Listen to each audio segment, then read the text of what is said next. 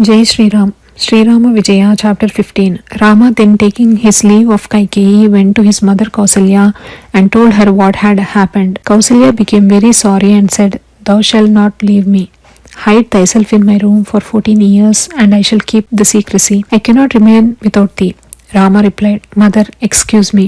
I am now bound by my promise to go to the forest." So saying, he threw himself at her feet and obtained her permission to go to the forest. He then went to Lakshman and told him all that had taken place.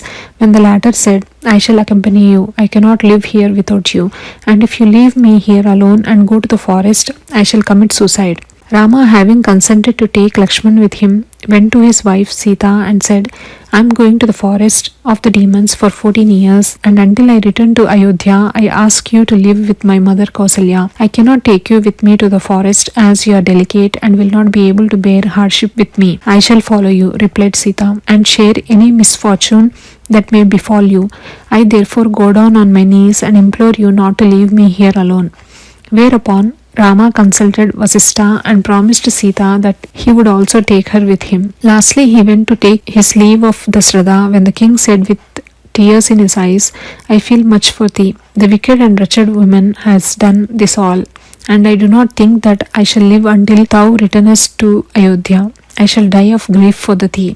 As I cannot tell thee to break the promise given by thee to Kaikeyi, I give thee my consent to go to the forest.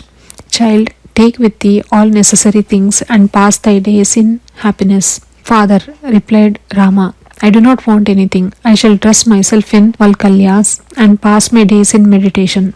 As soon as Rama spoke these words, Kaikeyi brought Valkalyas and placed them before Rama, Sita and Lakshman, who dressed themselves in them and set out for the forest with the minister Sumant.